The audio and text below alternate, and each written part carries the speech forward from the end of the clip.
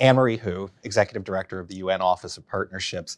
The We the Women Global Survey, this was a huge undertaking. 25,000 women, 185 countries, and a lot of the results are really surprising. I want to unpack them, but first, the initiative itself was truly born out of crisis during the pandemic in 2020, right?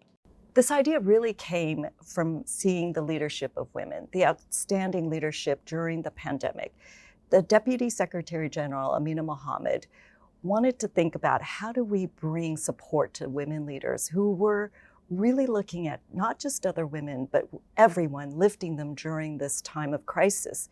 And so this initiative called Women Rise for All was born. And through that, the Summit of the Future is coming. And we thought, this is no better time than to ask women, what are their priorities? What is really important to them right now, and what is really important to them in the next 5 to 10 years? And so We the Women, this global survey was born, and it was incredible. We worked with UN volunteers to go out into the world, as you said, 185 countries, 25,000 women, and the stories are incredible.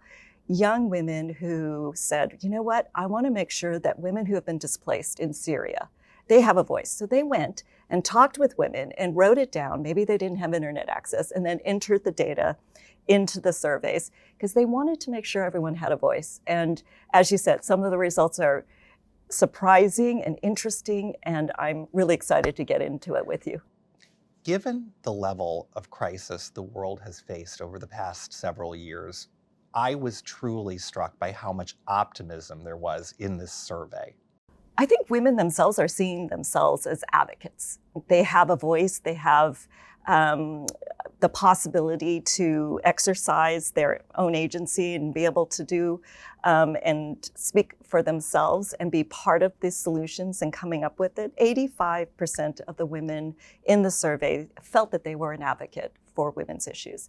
The optimism was great because, as you said, the world is in a kind of a dark place right now. If everywhere you turn, there are multiple crises going on. And to think that women feel that they are better off and they think that they are going to be better off 5 years from now, it was great. 60% of the women felt, especially young women, felt optimism in their futures. I'm truly encouraged by that level of optimism that we're talking about. But then there's also reality. In another survey from earlier this year, the World Economic Forum's gender survey found that parity for women is going to take something like 134 years. That's 5 generations beyond the Sustainable Development Goals of 2030. How do you square those two, and what is the reality? We're able to unpack some of the answers a little bit more to really understand how women intergenerationally felt about some of these issues. And we did these intergenerational dialogues in a number of countries. And I think what women were telling us is that in their communities, in their places where they are, they felt that there was space opening up for them. And it doesn't necessarily mean everywhere in the world and at every level. But where they were at this moment and where they think they can be in 5 years, I think that gives all of us a lot of hope. If you can see a pathway for yourself, whether it's going to be through innovation or technology, what is it that's going to help you get to where you want to go? And recognizing some of the challenges women are facing that are keeping them from being able to get to where they want to be and to be their best version of themselves. Surprisingly, at least to me, higher levels of optimism among women in Latin America and Africa than even North America or Europe. What are the reasons for that? Well, a number of the conversations were around what's coming, and that innovation and technology. AI is a great example. So we all have many feelings about AI. I think on the one hand, we think there's a lot of promise in AI and how it can help the SDGs advance. I think there's also a lot of concerns. Will it take away jobs? What are some of the aspects of AI? What happens if there aren't the right guardrails in order to protect people from the potential harms of AI? What we heard was women who right now feel maybe a little left behind. Maybe they don't have all the opportunities. They actually think technology can be a leapfrog, something that can help them either through education or through job creation to get to the place where they think that they can be. And I like seeing technology thought about that way. Yes, we need the guardrails. Yes, we need to be protected, but we also need to make sure access is available to everyone. AI is something that's going to be, or technology is, it's going to change our lives over and over and over again. And it's one of those things where we've been hearing from women to say that we need to keep up. We need to continuously have learning. Otherwise, we're going to have to catch up. And that catch up is going to be harder and harder as more iterations come. We have seen war in Ukraine, ongoing conflicts in Yemen, in Sudan, of course now Gaza. What impact are these conflicts having on women and girls? I think it's been a huge impact. And I think when you speak with women, and what they were telling us is, and this won't come as a surprise, when we asked them about the SDGs as a whole, health and education were the first two. Number 3 was a big surprise for me when you talk about surprises. It was 16. A lot of people don't know SDG 16. It's about peace, justice, and strong institutions. And for me, that really means trust. It's like, how do you build trust? And if they put this as 3, that means something that women really, really prioritize is peace. And how do we get there? I think women want to be at that peace table, and they want to see themselves as part of that solution, that goal-oriented bringing together of people, inclusion, having a say in what comes next. There's never been a woman in the top role at NATO. There's never been a female Secretary General of the United Nations. How do we get there, and when do we get there? I think it's coming. I think we're very hopeful that the next Secretary General will be a woman Secretary General, and I leave it at that because it's time. Also very high on the list of concerns, mental health and well-being for women all around the world. What did you hear from the women surveyed on that issue? I think this survey really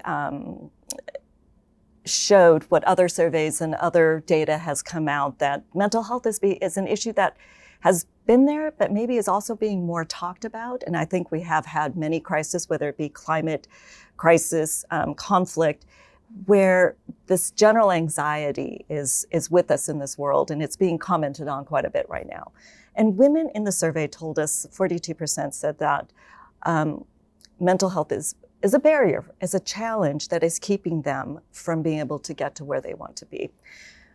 I think the first thing is to name it and just to say this is an issue. And the second thing is to destigmatize it. Make it something that is available to everyone, that we can talk about it freely without kind of having any kind of reaction. It just becomes part of our life. I think if you look at just the number of crises that are going on in the world right now, it can't not be part of the solution. It has to be part of the package. You have millions of people affected right now by one crisis or another. And how do they get over that crisis? How they go through that crisis, how they grow as a person, can't be done without help and support, and our recognition that mental health has to be part of the very, very basic package. Let's talk about climate for a second. Climate, of course, being the top concern for many women globally, not just from the perspective of the philosophy of climate action, but because it's impacting people's daily lives, right? It's definitely adding to a cost of living crisis. It's possibly displacing people. It is something that people are also, if they're not affected right now, they're worried about being affected. And you're looking at some of the hottest years on record. And the Secretary General has said, this is an existential crisis that we have to face. And there are things that have to be done on a huge scale. And that's the thing about scale, is we've done a lot of projects here and there, but we really need to think about getting all of these solutions to everyone everywhere. The 17 Sustainable Development Goals touch all different aspects of life, from poverty to hunger to healthcare and security and beyond. One thing that strikes me, gender is a part of every single one of them. It's not like there are 1 or 2 goals that are particularly focused on women and all the rest are not. Do you think that that reality is adequately understood as people approach these goals? If you think women are half the population, that says everything. They should be half the solution. They should be half of everything. I really appreciate that the Secretary General, when he came in, and we call him our feminist in chief, that he said that leadership here should have parity. And that has been reached, that at the senior leadership, there are half women, half men.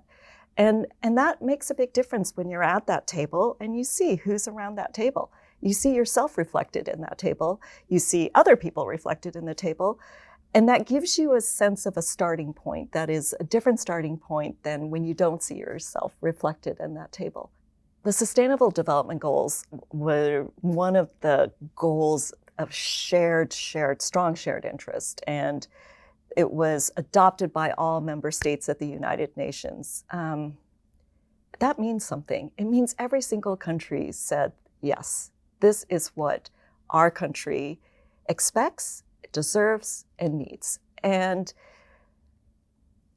I have to believe that as people experience progress, as they experience education, being back in school, being able to continue to progress in a way that they think that they're going to help reach their goals, no one's going to want to give any of that up. Once you've had it, you don't want to give it up. And so we have to get everyone to that point where they can see the optimism, they can see the hope, and they want it for themselves, they want it for future generations. Annemarie Hou, thanks so much. This was great. Thank you.